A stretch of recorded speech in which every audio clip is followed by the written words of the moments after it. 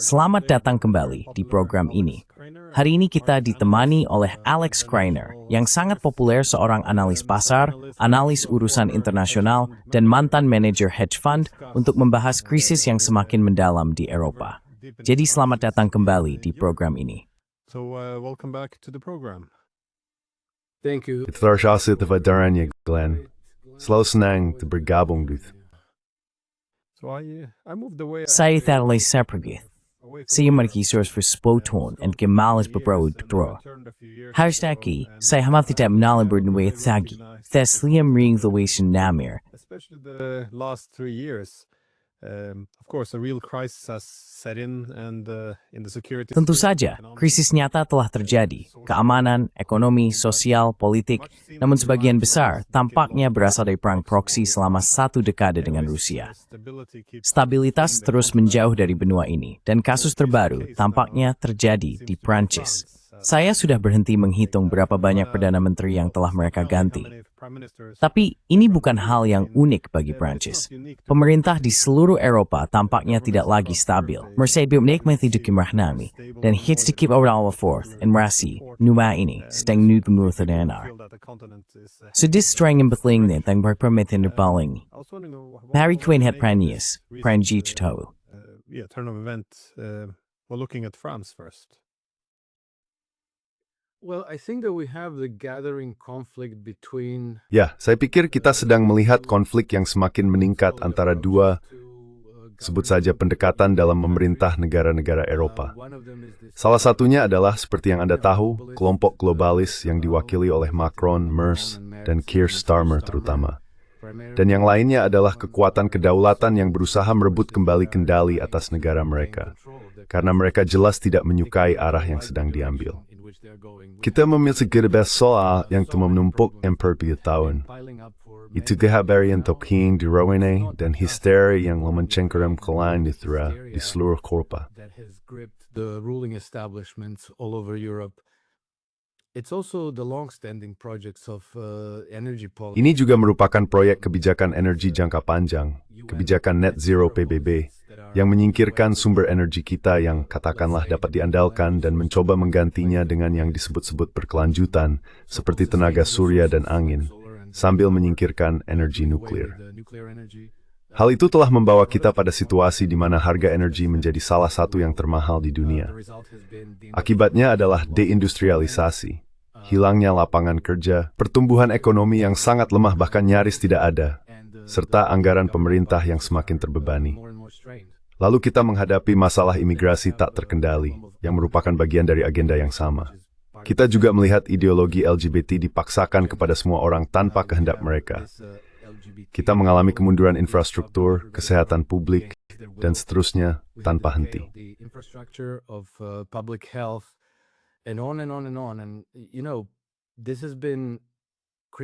Dan, kamu tahu hal ini telah merayap perlahan-lahan pada kita, tetapi sekarang sudah sampai pada titik di mana hal itu menjadi tak tertahankan bagi orang biasa. Jadi jelas mereka menginginkan perubahan. Saya pikir di Prancis tidak bisa dihindari bahwa dalam waktu dekat, Macron akan harus mengumumkan pemilihan parlemen baru. Hampir pasti bahwa Assemblée Nationale pimpinan Marine Le Pen akan memenangkan pemilihan itu, dan kemudian berada dalam posisi untuk membentuk pemerintahan baru. Saya pikir inilah yang sedang coba dihindari oleh faksi Macron sekuat tenaga. Jadi konflik itu akan datang. Kita tidak bisa memastikan bagaimana hasilnya nanti. Karena kemungkinan besar Macron dan para globalis akan mencoba segera untuk mencegah Assemblée Nationale mendapatkan hak untuk bertesing. Giving Assemblée Nationale the right to form a government. And they're probably going to play dirty. They've already Dan mereka mungkin akan bermain kotor. Mereka sudah mendiskualifikasi Marine Le Pen dari pencalonan presiden, atau saya rasa, dari hampir semua jabatan politik. Tapi, pada akhirnya, rakyat Prancislah yang akan memutuskan, dan mereka pasti ingin menempatkan kandidat mereka di pemerintahan. Faksi yang diwakili oleh Macron sebagai tokoh depan tidak akan begitu saja membiarkan hal itu terjadi. Jadi saya pikir, pada musim gugur dan musim dingin mendatang, kita semua akan lihat gejolak sosial di Prancis. Dan bukan hanya di Prancis. English Free Spirit Amber Friends dan Ballon Kruntan, begitu di Jerman. Darin. some kind of a break. Timos dan tua mijak kwon mel baging. So it's going to be a rough year ahead of us. Well, you have a political scientist. Nah, ada seorang ilmuwan politik, Samuel Huntington, yang sangat terkenal dengan The Clash of Civilizations. Ia menulis sebuah artikel pada tahun 2004, saya yakin kamu sudah membacanya, berjudul Dead Souls. Ia semacam memprediksi era yang kita jalani sekarang, 21 tahun kemudian. Ia berpendapat bahwa ada kalangan elit yang mendorong identitas yang sangat kosmopolitan dan globalis, di mana AS akan mempromosikan identitas-identitas minoritas di dalam negeri sambil menyebarkan nilai dan budaya Amerika ke luar negeri. Jadi, secara efektif, lebih banyak keberagaman di dalam negeri dan lebih banyak keseragaman di luar negeri. Dengan elit globalis ini, ia berpendapat bahwa ia sudah melihat tanda-tanda munculnya pemberontakan nasionalis dan populis, dan bahwa hal ini akan menjadi garis pembeda utama di dunia barat di masa depan, atau sekarang mungkin. Dan perpecahan antara globalis dan nasionalis ini tampaknya memang sesuai dengan wacana yang kita lihat di berbagai negara, di mana, ya, kita melihat kepemimpinan politik. Well, you see the political leadership. They are arguing for, well, you see this. Mereka berargumen untuk, ya, Anda melihat argumen-argumen ini mendukung kebijakan ekonomi yang sembrono. Mereka bisa menerima imigrasi massal, perang apapun. Semuanya dianggap sebagai peluang atau sesuatu yang patut dikejar, meskipun hal itu tidak mencerminkan kehendak rakyat. Tapi ada unsur lain di sini, yaitu hubungan antara Amerika Serikat dan Uni Eropa. Dulu mereka memiliki tidak sepenuhnya tapi hampir kesetaraan dalam hal kekuatan ekonomi. Sekarang, dalam waktu yang relatif singkat, Uni Eropa telah menjadi semacam bawahan Amerika Serikat. Bahkan orang Eropa sendiri menyadari hal ini ketika mereka menunjukkan bahwa mereka menandatangani perjanjian dagang yang mereka sendiri anggap merugikan bagi mereka. Bagaimana menjelaskan perubahan dramatis dalam hubungan antara AS dan UE ini? Shift of relations between the US and the EU. Well, it's true that over the last 20 years, Ya, memang benar bahwa selama 20 tahun terakhir, Eropa telah beralih dari posisi yang kira-kira setara dalam hal produk domestik bruto untuk Uni Eropa secara keseluruhan dibandingkan dengan Amerika Serikat. Dan sekarang kita tertinggal cukup parah, sekitar 20 atau 30% menurut saya. Saya percaya bahwa sebagian ekonomi Eropa sedang tercekik secara sengaja. Saya tidak sepenuhnya yakin bagaimana menjelaskannya. Saya punya firasat buruk tentang hal ini, karena biasanya jika seseorang ingin mempersiapkan sebuah negara untuk perang, ia harus merusak ekonominya. Diperlukan tingkat pengangguran yang tinggi, terutama pengangguran di kalangan muda, karena ketika orang makmur, ketika mereka berpenghasilan baik, menikmati hidup, ketika ekonomi tumbuh, dan ada perasaan bahwa segalanya berjalan ke arah yang benar, orang tidak begitu tertarik untuk berperang. people are not so interested in going to war. Whereas if you destroy an economy, Sedangkan, jika kamu menghancurkan perekonomian, kamu akan berakhir dengan banyak kayu kering yang mudah tersulut oleh ideologi nasionalis, yang kemudian, seperti yang kamu tahu, akan menyebar secara tak terelakkan. Kamu menunjuk musuh eksternal untuk disalahkan atas segala hal. Tidak ada pekerjaan, infrastruktur yang runtuh, ekonomi yang stagnan, orang-orang yang berjuang untuk memenuhi kebutuhan hidup. Nah lalu, seperti yang kamu tahu, itu siapa mortosis yang barat in alafengi. Isayin isagi Rusi. Inte menurut Euroset, namor umibrands liru leba persona bermithari to uni emperor. Galep bermagans get the summonary to rate berjoran si tani. which means that they're plain struggling economically. You know, you have a hard time paying the bills. Kamu kesulitan membayar tagihan, dan jika kamu melihat ke Eropa Timur, angkanya jauh lebih tinggi. Di negara-negara seperti Kroasia misalnya, lebih dari 2/3 rumah tangga kesulitan memenuhi kebutuhan hidup. Saya menduga ini adalah bagian dari skenario yang sama, menjaga rakyat tetap tertindas secara ekonomi. Dan kamu tahu, alasan saya percaya hal ini adalah karena kita memiliki data dari Bank Dunia yang menunjukkan bahwa menjelang kudeta di Ukraina pada tahun 2014, dan sejak tekan semasa teliti, Westang membicarakan 24 tahun. Independence in 1991. So we're talking about a period of about 24 years. Only 5 countries had a negative economic growth. Hanya 5 negara yang mengalami pertumbuhan ekonomi negatif, dan 3 negara dengan kinerja terburuk di dunia adalah Ukraina, Georgia, dan Moldova. Ukraina merupakan ekonomi dengan kinerja terburuk di dunia antara tahun 1991 dan 2014, dengan pertumbuhan PDB real negatif sebesar minus 35%. Dan seperti yang kita tahu, selama periode tersebut, Ukraina pada dasarnya mengikuti arahan IMF tentang bagaimana merestrukturisasi ekonominya. Impor isu dijual sebagai sesuatu yang meningkatkan daya saing, membawa kemakmuran, dan sebagainya. Nuntulah 4 tahun, hentisin yismon ipom ekonomi yif. Negara ini terbogrodes adalah Georgia, dan ketiga adalah Moldova. Georgia, and the third worst country was Moldova. And it so happens that all 3 of these nations have been designated. Dan kebetulan ketiga negara ini telah kepentingan Barat untuk menjadi bisa dibilang proksi dalam konflik Barat melawan Rusia. Jadi kita melihat bahwa baru-baru ini, dalam beberapa hari terakhir, mereka kembali mencoba menggulingkan pemerintahan terpilih Georgia dengan kekerasan melalui kudeta, karena mereka sangat ingin membuat Georgia membuka front kedua melawan Rusia. Dan kita juga melihat bahwa jelas, telah terjadi rekayasa elektoral yang cukup besar dalam beberapa minggu terakhir di Moldova untuk memastikan bahwa Partai Maya Sandu yang setia kepada Brussels dan London tetap berkuasa dengan tujuan menggunakan Moldova dalam konflik mereka melawan Rusia. Dan saya pikir, seiring dengan kekalahan dalam perang di Ukraina, perangnya masih berlangsung, tetapi pada titik ini saya rasa tidak ada cara bagi mereka untuk membalikkan kekalahan Ukraina. Them to reverse Ukraine's defeat. They are already preparing to launch. Mereka sudah bersiap untuk meluncurkan seluruh Eropa ke dalam perang melawan Rusia. Untuk itu mereka membutuhkan waktu. Tapi selama waktu itu mereka ingin menciptakan krisis ekonomi di mana mereka bisa memobilisasi penduduk Eropa dan membuat mereka menyetujui perang ini.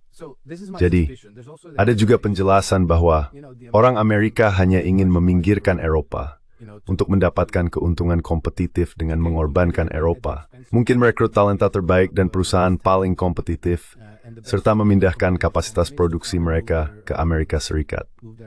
Sebagian dari itu jelas benar, tetapi mungkin juga bahwa orang Amerika di bawah Trump hanya memanfaatkan proses yang sudah berjalan untuk mendapatkan keuntungan bagi diri mereka sendiri. In place in order to gain an advantage for them. Yeah, this efforts to take Ya, advantage of the upaya untuk memanfaatkan orang Eropa ini. Saya baru-baru ini berbicara dengan seorang duta besar Amerika yang menyampaikan bahwa pada tahun 90-an atau 2000-an, mereka memperhatikan setiap kesalahan yang dilakukan oleh orang Eropa agar bisa mengambil alih kontrak senjata di bagian lain dunia. Dan seperti yang Anda tahu, ini sangat strategis. Seseorang sebenarnya tidak bisa menyalahkan mereka karena mereka mengejar kepentingan nasional mereka sendiri. Dan sekali lagi sih, kita itu bersaing. Kita perlu semua, tapi juga bersaing.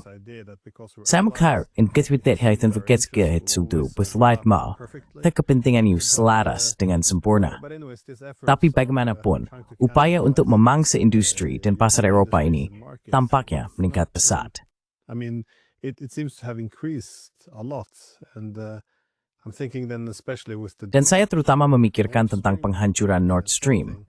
Sesuatu yang seharusnya tidak pernah kita bicarakan di Eropa, karena kita tidak ingin mencari jawaban atas pertanyaan-pertanyaan kita. Tapi juga apa yang terjadi setelahnya. Saya memikirkan tentang undang-undang pengurangan inflasi, semua subsidi yang ditawarkan kepada perusahaan-perusahaan Eropa yang tidak lagi kompetitif, mendorong mereka untuk memindahkan produksi ke AS. Hal yang sama berlaku bagi individu, bagi para pekerja. Maksud saya, ini bukan kebetulan. Mereka sedang menjarah Eropa. Namun, semakin kita dijarah, semakin kita tampak tidak mampu hidup tanpa AS, dan semakin kita bersedia untuk tunduk. Cukup membingungkan melihat ketidaksediaan orang Eropa untuk membela kepentingan nasional mereka sendiri, dan terus saja tunduk kepada AS. Well, I think that, there is such willingness in Europe. Ya, saya pikir kamu tahu, ada kemauan seperti itu di Eropa. Tetapi semua calon pemimpin dan semua partai yang tertarik untuk mengubah arah dengan cara ini telah dimarginalkan, didorong ke pinggir, demi mempertahankan persatuan kekuatan Barat dalam upaya mereka untuk mendominasi dunia. Itulah kenyataannya. Dan kamu tahu, perang melawan Rusia secara tidak langsung adalah satu pertempuran dalam upaya tersebut. Is one battle in that quest, and because Russia is Dan karena kamu tahu, Rusia mungkin merupakan hambatan terpenting bagi mereka untuk mewujudkan aspirasi mereka, mereka perlu menumbangkan Rusia, mengganti rezimnya, memecahnya, mungkin membalkanisasi Rusia, agar kemudian bisa beralih ke Tiongkok. Jadi jika mereka berhasil menghancurkan Rusia dan kemudian menghancurkan Tiongkok pada gilirannya, maka dalam pandangan mereka, mereka akan mampu mendominasi daratan Eurasia, yang kamu tahu, mau konsentrasi terbesar dari SFT, PDP, yang kepaik-kefangstal mamamanya. Dan kemudian mereka menguasai dunia. Jadi ini ada resep lama ala Mackinder. Tapi kamu tahu, tiba cukup kuat sekali sekarang untuk baik Rusia, Tiongkok, atau Iran dalam hal ini. Take on either Russia or China or Iran for that matter. So they're trying to play these clever games of. Jadi mereka mencoba memainkan permainan licik dengan memberlakukan perang proksi untuk melemahkan negara-negara target mereka, agar pada akhirnya dapat menggulingkan pemerintahan yang ada dan menggantinya dengan katakanlah seseorang seperti Zelensky atau seseorang seperti Boris Yeltsin pada tahun 1990-an, lalu mengendalikan pemerintahan tersebut. Saya pikir idenya adalah, jika mereka berhasil melakukan ini di Rusia, maka mereka akan menggunakan Rusia melawan Tiongkok dengan cara yang sama seperti mereka menggunakan Ukraina melawan Rusia. Saya pikir ini adalah tujuan akhir mereka, dan mereka tidak memiliki rencana cadangan. Tidak ada rencana untuk mereformasi perbankan, mereformasi perekonomian agar melayani orang biasa di jalan, mengembangkan infrastruktur dan perekonomian secara internal, serta meningkatkan tingkat kemakmuran.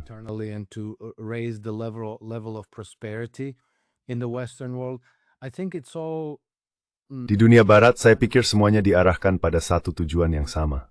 Faktanya, apa yang baru saja saya jelaskan kepada Anda hampir persis seperti yang diungkapkan oleh Halford Mackinder pada tahun-tahun dan dekade-dekade awal abad ke-20, yaitu mengepung Rusia dengan busur krisis ini, dan kemudian memberlakukan perang-perang proksi, di mana negara-negara Barat dapat memasok pasukan, persenjataan, perbekalan, dan amunisi ke pihak proksi untuk melancarkan perang tanpa akhir guna melemahkan target mereka. Dan inilah yang masih mereka lakukan hingga hari ini. Saya pikir tidak ada niat untuk mengubah model ini. Di sisi lain, Rusia, Tiongkok, Iran semertif sigurd menami apa permain ini. Tujuannya.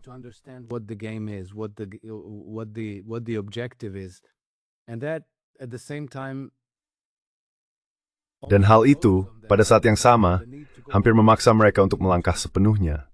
Artinya benar-benar mengisolasi diri dari dan mencabut pengaruh kepentingan Barat yang terobsesi untuk menguasai Eurasia dan menghancurkan Rusia. Bukan hanya selama beberapa dekade, tetapi selama berabad-abad. Ini telah berlangsung sangat lama. Jadi saya pikir bahkan ketika perang di Ukraina berakhir, perang dengan cara lain akan terus berlanjut. Dan mungkin aspek yang namanya dari semua hubungan antara Amerika Serikat dan Eropa. Eropa adalah tempat semua oligarki keuangan, oligarki pemberi pinjaman uang yang penggerak dari setiap permanen ini berbasis. Strategy of permanent warfare are based. And I think that if the United States is on their side, dan saya pikir bahwa jika Amerika Serikat berada di pihak mereka, maka mereka memiliki peluang untuk menang. Mereka masih layak, bukan? Ya. Sedangkan jika Amerika Serikat berbalik arah dan bergabung dengan integrasi multipolar, bergabung dengan Rusia dan Tiongkok sebagai mitra, maka mereka akan kehilangan segalanya. Dan saya pikir selama 100 tahun terakhir, terutama setelah Perang Dunia II, mereka telah menanamkan diri begitu dalam hubungan dengan Amerika Serikat, sehingga mereka menjadi sangat puas diri. Mereka tidak mempertimbangkan kemungkinan bahwa Amerika Serikat mungkin berkata, baiklah, cukup, ini tidak lagi menguntungkan kepentingan kami. Dan seperti yang kita tahu, Amerika Serikat berada di Afghanistan selama 20 tahun. Afghanistan sangat penting secara strategis dalam kerangka geopolitik Inggris ini. British geopolitics in that framework. Whereas, the Americans military. Sementara itu, para ahli strategi militer Amerika mengatakan bahwa Afghanistan sama sekali bukan posisi strategis bagi mereka. Jadi, mengapa kita ada di sana? Inilah sebabnya, bahkan ketika Trump gagal menarik pasukan dari Afghanistan karena upayanya digagalkan, pemerintahan Biden akhirnya melakukannya karena tidak ada kesepakatan bahwa Afghanistan penting untuk dipertahankan. Hal yang sama berlaku untuk Israel. Israel tidak strategis bagi Amerika Serikat, dan mereka sudah menyadarinya sejak tahun 2012, ketika pemerintah menugaskan sebuah studi besar oleh semua badan intelijen. Dan mereka sampai pada kesimpulan yang sama. Kepentingan Israel sebenarnya berlawanan dengan kepentingan Amerika Serikat. Jadi mereka juga siap untuk melepaskan yang itu.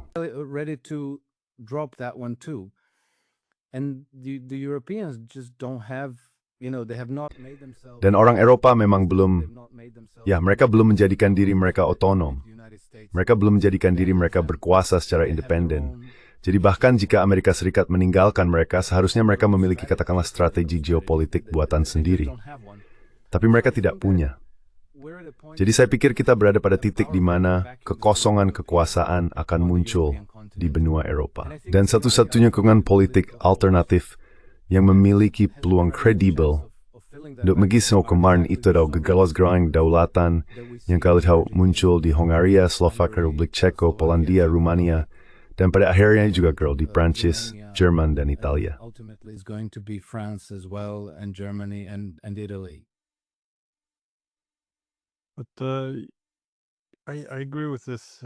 Saya setuju dengan itu. Saya pikir masalah bagi orang Eropa ada bahwa mereka selalu mengandalkan strategi ekonomi negara yang memberi mereka keunggulan selama berabad-abad, menggunakan kekuatan ekonomi untuk melemahkan lawan-lawan utama. Namun ketika itu gagal, biasanya hal itu meningkat menjadi kekuatan militer, yang tentu saja sedang kita saksikan sekarang. Anda berpendapat bahwa negara-negara mulai menyadari permainan ini, Tiongkok, Iran, dan juga India. Yung komistad dusum, kan may sistem multipolar, meringat sepenan hindi pilih to a thing you grow her demang for. They don't really have the same cards to play anymore. Indeed, you have the Singaporean diplomat who Memang, ada diplomat Singapura yang saat itu menjabat sebagai Presiden Dewan Keamanan PBB, Kishore Mahbubani. Ia menyampaikan bahwa sebagian besar dunia, yakni dunia di luar NATO, di mana 85% populasi global tinggal di negara-negara yang tidak memberlakukan sanksi terhadap Rusia, tidak serta-merta mendukung invasi ke Ukraina, tetapi mereka melihatnya sebagaimana adanya. It's self-that melihat membaut men sitio per siti multipol, is a dangthun, di memalikan pomalhin. Setuju mengefoyan bahwa dunia wordui situasi semetis petibur tadi semenmulin. Strength. The rest of the world doesn't want to return to the 1990s. As I said, break the Russians and then go after the Chinese. Seperti yang saya katakan, kalahkan Rusia terlebih dahulu, lalu hadapi Tiongkok. Mereka menyambut multipolaritas ini. Itulah sebabnya mereka tidak ingin membantu Barat dalam perang proksi ini untuk melemahkan Rusia. Namun, bagaimana Anda melihat strategi ekonomi negara mulai kehabisan daya di Eropa? Kita tampaknya tidak memiliki alat yang sama seperti dulu. Dan dengan setiap instrumen ekonomi yang kita gunakan terhadap Rusia, memangnya semakin untuk meneruskan ketegangan dan hidup tanpa gila, yang justru terus melemahkan instrumen pemaksaan kolonial. Instruments of economic coercion.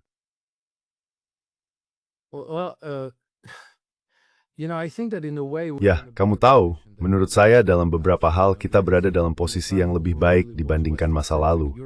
Karena dulu dunia benar-benar berpusat pada Barat, berpusat pada Eropa, dan kemudian tentu saja setelah Perang Dunia Kedua, berpusat pada Amerika Serikat. Tidak ada alternatif lain. Satu-satunya alternatif yang ada saat itu adalah melakukan seperti Korea Utara, menjadi dunia yang tertutup dan mandiri sepenuhnya.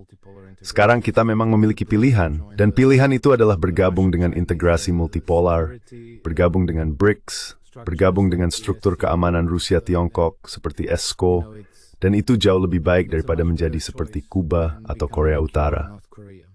Ini menempatkan kita pada posisi yang lebih baik, tetapi akan membutuhkan struktur pemerintahan yang berbeda, yaitu partai-partai pemerintahan yang berbeda. Pemerintahan yang berdaulat perlu berkuasa, dan hal itu secara bertahap sedang terjadi. Which is, gradually happening, and I think that this is a tide that is going to be very. Dan saya pikir ini adalah gelombang yang akan sangat-sangat sulit untuk dibalik, kecuali dengan otoritarianisme dan tirani yang sangat keras di negara-negara Eropa. Saya tidak tahu sejauh mana mereka siap menghadapi hal ini, karena kita sudah melihat tirani ini mulai muncul di Britania Raya. Namun setelah berpuluh-puluh tahun mengajarkan kebebasan, demokrasi, hak asasi manusia, dan kebebasan berbicara, kini hal itu menghadapi perlawanan yang sangat kuat. Dan katakanlah ketika krisis ekonomi yang akan datang benar-benar menghantam dengan kekuatan penuh. Dan saya pikir kita mungkin akan melihat tingkat inflasi yang sangat tinggi. Orang-orang akan dengan cepat kehilangan kemakmuran mereka, dan standar hidup mereka akan turun secara drastis. Maka tekanan terhadap struktur pemerintahan yang ada akan meningkat jauh lebih besar lagi.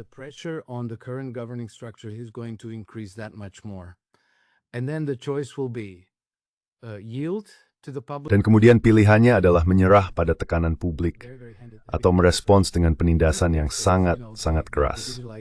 Mereka sedang mempersiapkan hal ini. ID digital, CBDC, semua mekanisme yang mereka coba terapkan itu sebenarnya adalah persiapan untuk penindasan keras tersebut. Tapi mungkin mereka datang terlambat. Dan saya tahu kan, terkait dengan pengenalan CBDC di Eropa, saya memperhatikan para pejabat, terutama Christine Lagarde, kepada ECB yang mereka beritahu bahwa pengumpulan. Dan itu Caesar mengalat quote, bahwa mereka semali tidak keen and capping di Filhan. That they're not remotely confident about what they're doing. So I think that there's a good chance that the whole European. Jadi saya pikir ada kemungkinan besar bahwa seluruh proyek Eropa akan terpecah. Dan kemudian, seperti yang kita tahu, kekosongan kekuasaan itu sangat mungkin akan diisi oleh partai-partai berhaluan kedaulatan. Saya pikir efek domino akan dengan cepat mulai bergerak ke arah pembentukan hubungan bersahabat dengan Tiongkok, dengan Rusia, dengan negara-negara BRICS. Saya rasa semakin banyak negara yang akan mengajukan diri untuk bergabung dengan negara-negara BRICS, bergabung dengan Organisasi Kerjasama Shanghai, dan meninggalkan NATO. Jadi proses ini jelas ada di depan kita. Dan hal itu juga akan memperkenalkan model-model ekonomi baru, karena pada dasarnya yang kita miliki di dunia saat ini adalah persaingan antara dua model tata kelola ekonomi. Models of economic governance. One of them is the British Free Trade System. Salah satunya adalah sistem perdagangan bebas Inggris, dan yang lainnya adalah apa yang disebut sistem ekonomi politik Amerika. Meskipun, sejauh yang saya tahu, perumusan eksplisit paling awal dari sistem ini ditulis oleh Friedrich List, yang merupakan arsitek keajaiban ekonomi Jerman pada paruh kedua abad ke-19, yang benar-benar spektakuler, sangat efektif, dan berhasil. Jadi kita bahkan tidak perlu menemukan kembali roda. Ini adalah model yang sudah kenal. Saya mempelajari ekonomi, dan hal ini telah dihapus dengan sangat hati-hati dari kurikulum ekonomi kita. Namun seperti yang Anda tahu, internet telah menghidupkan kembali semua hal ini, dan kini sedang dibahas secara luas. Sistem ini diterapkan di Jerman pada paruh kedua abad ke-19. Setelah Perang Dunia II, sistem ini diterapkan di Tiongkok dan juga diterapkan di Amerika Serikat.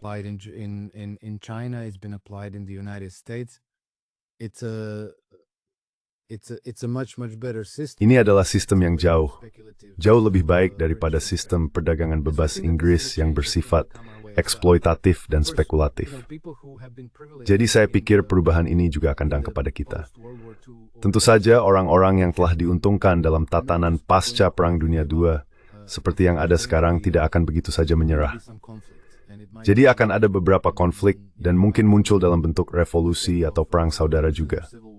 Namun hal itu pasti akan terjadi, karena sistem yang kita jalani saat ini tidak berkelanjutan. Benar-benar tidak berkelanjutan. Dan secara matematis pasti akan runtuh. Bahkan tanpa adanya persaingan, sistem ini akan runtuh. Dan saya pikir saat ini kita sudah melihat semacam bisa dibilang perang saudara terselubung mulai terbentuk. di mana saya rasa pemerintahan Trump ingin meninggalkan sistem perdagangan bebas Inggris demi sistem ekonomi politik Amerika ini. In favor of this American system of political economy. And we see that the administration is being attacked more. Dan kita melihat bahwa pemerintahan semakin sering diserang secara agresif oleh kekuatan reaksioner. Jadi Trump mendapat kritik yang sangat keras karena menindak kebebasan sipil dan lembaga-lembaga demokratis, serta akan mengerahkan Garda Nasional ke berbagai kota di Amerika Serikat. Namun saya pikir ini adalah bagian dari konflik yang sama. Dan saya sendiri harus mengatakan saya menghabiskan sebagian besar hidup saya tinggal di sistem yang tidak demokratis. Saya tumbuh, 20 tahun pertama hidup saya habiskan dalam sistem komunis satu partai di bekas Yugoslavia. Dan selama 30 tahun terakhir saya tinggal di Kepangeranan Monaco, yang juga bukan lagi negara demokratis. Dan saya bisa bersaksi bahwa sistem yang disebut otoriter atau non-demokratis ini sebenarnya lebih baik bagi orang biasa.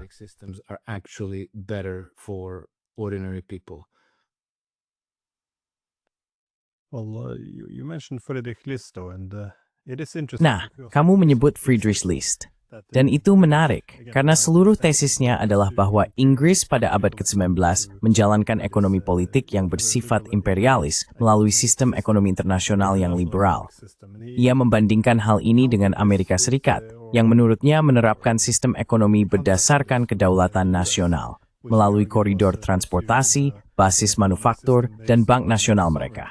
Tapi yang menarik adalah, sekarang, ia hampir menganggap si tokoh pinggiran. Seseorang yang seolah-olah tidak bisa dimasukkan ke dalam buku-buku ekonomi. Ini gak aneh, karena ia membangun gagasan yang batasannya di pemikiran Alexander Hamilton dan sistem AMER, yang menegakkan sekuriang kedaulatan politik mereka dari pemerintah Inggris.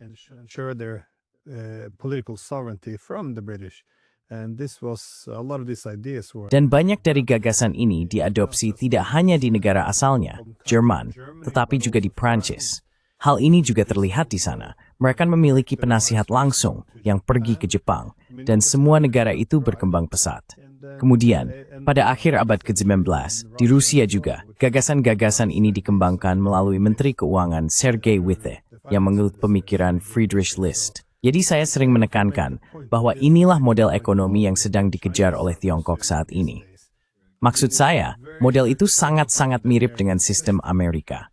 Kita menyebutnya demokrasi yang dikelola, kapitalisme yang dikelola, dan berbagai istilah bernada merendahkan lainnya. Namun sebenarnya, ini adalah bentuk nasionalisme ekonomi yang diperjuangkan oleh Friedrich List, yang digunakan oleh Amerika Serikat untuk memperoleh kemerdekaan ekonominya dari Inggris.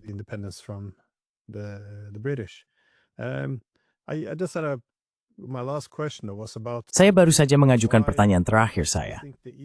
Pertanyaannya tentang mengapa menurut Anda negara-negara Eropa Timur tampak memimpin pemberontakan terhadap perang dan juga terhadap Uni Eropa. Dari Prancis hingga Jerman, ada penindasan yang sangat keras, saya kira, terhadap oposisi politik utama. Di Eropa Timur, pemberontakan utama tampaknya dipimpin oleh Hongaria, yang tidak ingin melanjutkan perang ini. Negara itu memprotes ideologi sekaligus perebutan kekuasaan oleh Uni Eropa. Slovakia telah bergabung dengan barisan tersebut. Di luar Uni Eropa ada Serbia yang juga menolak. Jika Rumania diizinkan memiliki pemimpin yang mereka pilih, kemungkinan besar mereka juga akan bergabung dengan kelompok ini. Dan Moldova yang juga berada di luar Uni Eropa, jika pemilihannya bebas, kemungkinan besar juga akan memilih arah yang berbeda. It would probably also seek a different course, and as you suggested before, from Georgia, you have both. Seperti yang Anda sebutkan sebelumnya, di Georgia, baik Perdana Menteri maupun Presiden mengatakan bahwa Barat berusaha memaksa mereka menjadi front kedua melawan Rusia dan menggulingkan pemerintahan mereka. Saya tidak akan memasukkan Polandia dalam kategori itu. Presidennya tampaknya berbeda dari yang sebelumnya. Namun contoh terakhir adalah Republik Ceko, yang baru saja mengadakan pemilu dan kini memiliki Perdana Menteri baru, Babiš, yang mungkin itu lebih serius dari Renstren dan Slovakia. Nang kebanyakan, ini petestru naging galpahar efek itu puvorspol tahap Uni Istra. To be leading this opposition to the EU. Well, I'll have to speculate a little bit, but Ya, saya harus sedikit berspekulasi, tapi saya cukup memahami karena saya tumbuh dalam sistem Eropa Timur itu. Dan juga seperti yang Anda sebutkan tentang semua negara tersebut, kita juga harus mencatat bahwa di Jerman, basis kekuatan utama AfD berada di Jerman Timur, yang dulunya berada di bawah komunisme, bukan? Saya pikir alasannya adalah karena kami telah melihat kedua sistem itu. Kami telah mengalami kehidupan dan masyarakat di bawah sistem komunis, lalu kami menjalani masa transisi menuju demokrasi, sebut saja demokrasi liberal, dengan kapitalisme pasar bebas. Dan saya pikir hasilnya adalah banyak orang yang tidak terlalu terkesan. Saya sendiri juga tidak terlalu terkesan, Anda tahu, dengan demokrasi liberal barat dan kapitalis pasar bebas.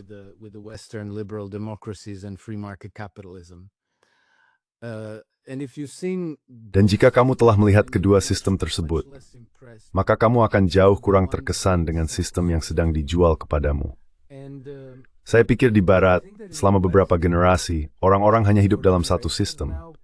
Dan mereka telah dicuci otak untuk percaya bahwa itu adalah sistem terbaik yang mungkin ada. Jadi, tolong jangan mengguncang perahu, karena dari sini, semuanya hanya bisa menjadi lebih buruk. Saya pikir mereka lebih cenderung tetap setia pada struktur masyarakat dan lembaga pemerintahan sebagaimana adanya. Berusaha mungkin memperbaikinya sedikit dalam kerangka tata kelola yang sudah ada. Hal lain yang menurut saya menjadi keunggulan orang Eropa Timur adalah kami sudah sangat terbiasa dengan gagasan bahwa media kami berbohong kepada kami. Kami tidak berharap membaca kebenaran di berita atau mendengarnya di televisi atau radio.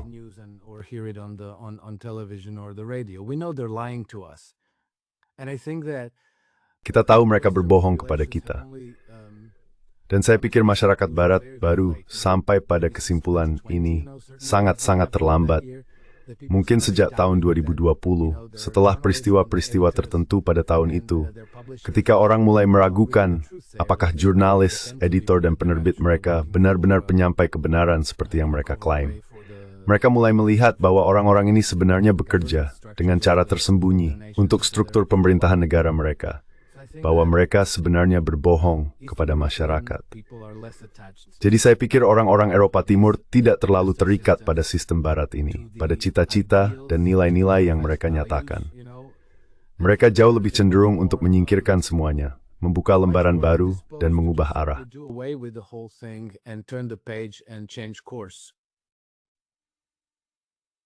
Yeah, I'm often reminded of Saya sering teringat pada sebuah bab dalam volume kedua karya Alexis de Tocqueville, Democracy in America. Ia datang dari Prancis ke Amerika Serikat pada awal abad ke-19 untuk mempelajari kebebasan dan melihat apakah hal itu bisa dibawa kembali ke Prancis. Nah, ia menulis sebuah bab berjudul Despotisme Demokratis, di mana ia berpendapat bahwa bentuk otoritarianisme yang muncul dalam demokrasi akan tampak sedikit berbeda karena kita cenderung berasumsi bahwa pemerintah kita mewakili kita. Jadi, jika mereka melakukan sesuatu yang salah, gila, atau menjadi terlalu otoriter, ya, kita yang memilih mereka. Jadi itu semacam kesalahan kita sendiri, tapi kita bisa menyingkirkan mereka lewat pemilu. Semua ini mencegah munculnya oposisi nyata atau kemarahan yang besar, sehingga memungkinkan keadaan berlangsung jauh lebih lama daripada yang seharusnya. Dan itu adalah bab yang sangat menarik. Insdaw signing the basin si Sean situatis tahun. Ito masas basin's breathe or is kind and sdi in scarinsin. traits in society today. Yeah, correct. And also, freedom is being very... Ya, benar. Dan juga kamu tahu, kebebasan dipasarkan kepada audiens Barat dengan cara yang sangat canggih. Ketika Yugoslavia masih komunis, saya ikut program pertukaran pelajar dan pergi ke Amerika Serikat.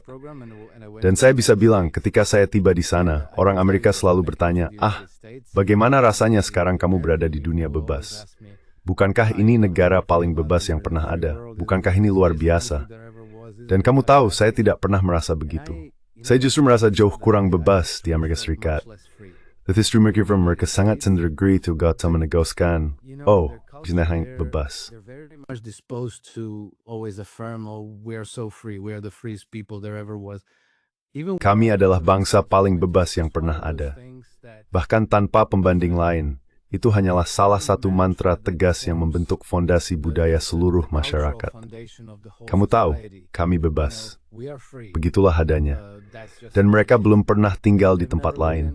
Tapi mereka yakin bahwa di negara lain orang-orang jauh-jauh lebih tidak bebas. Dan semua orang ingin datang ke Amerika Serikat untuk menjadi bebas. Tidak, orang ingin berimigrasi ke Amerika Serikat untuk mencari uang. Yudi mendapatkan kesempatan mereka di Amerika. Bukan demi kebebasan. Hal itu sudah jelas bagi saya 17 tahun saat saya di Amerika Serikat di komunis.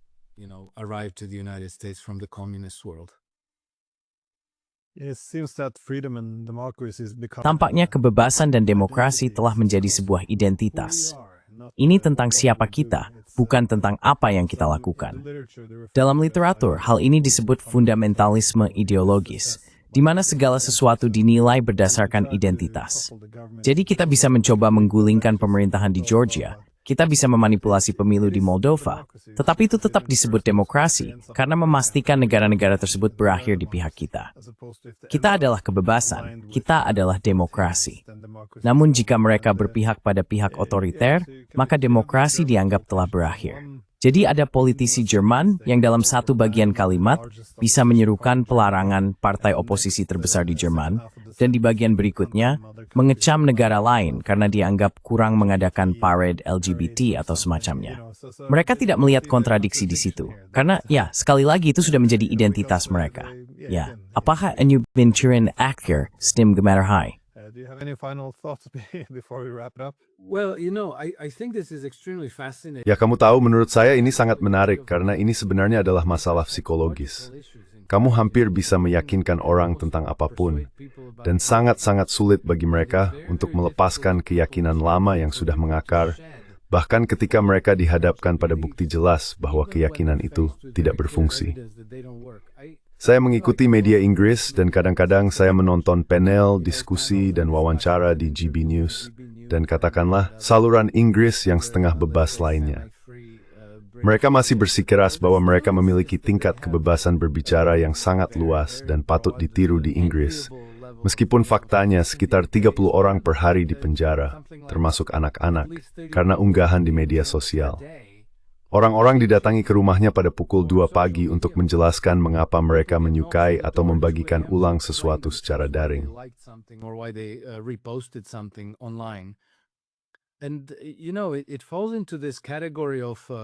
Dan kaum ini termasuk dalam kategori hal-hal seperti slogan vaksin aman dan efektif. Slogan itu sebenarnya tidak pernah benar-benar dipertanyakan sampai tahun 2020. Meskipun bukti bahwa slogan itu tidak sepenuhnya benar sudah ada selama beberapa dekade. Namun orang-orang memilih untuk menerimanya, mempercayainya, dan mengikutinya. Menurut saya, tidak ada yang berubah sampai sesuatu mulai terasa menyakitkan. Baru saat itulah orang mulai mempertanyakan sesuatu. Jadi, ketika kita mengalami pandemi, banyak orang mulai mempertanyakan mantra atau slogan itu. Dan sekarang, ketika orang-orang di penjara karena mengenakan kaos yang dianggap salah atau menyukai unggahan yang salah, mereka mulai mempertanyakan seluruh konsep kebebasan dan kebebasan berpendapat.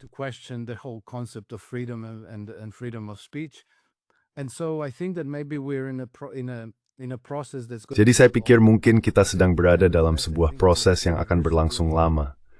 Tetapi yang bagaimanapun juga sudah tak terelakkan telah dimulai. Saya rasa bahkan di Eropa Barat dan di Amerika Serikat, orang-orang mulai mempertanyakan, apakah kita benar-benar bebas? Apakah dunia kita benar-benar lebih baik daripada katakanlah Tiongkok atau Rusia? Apakah nilai-nilai kita lebih unggul dibandingkan nilai-nilai budaya dan peradaban lain? Namun saya pikir pada akhirnya itu hal yang baik. Karena umumnya ketika orang membuka mata dan melihat kebenaran dengan jujur, mereka dapat membuat penilaian yang lebih baik tentang di mana posisi mereka dan keputusan yang lebih baik tentang kemana mereka ingin melangkah dari sini. Dan saya rasa proses ini benar-benar sedang mendapatkan momentum sekarang di Barat, dan saya sangat meragukan bahwa hal ini bisa dihentikan atau dibalik dengan kekuatan.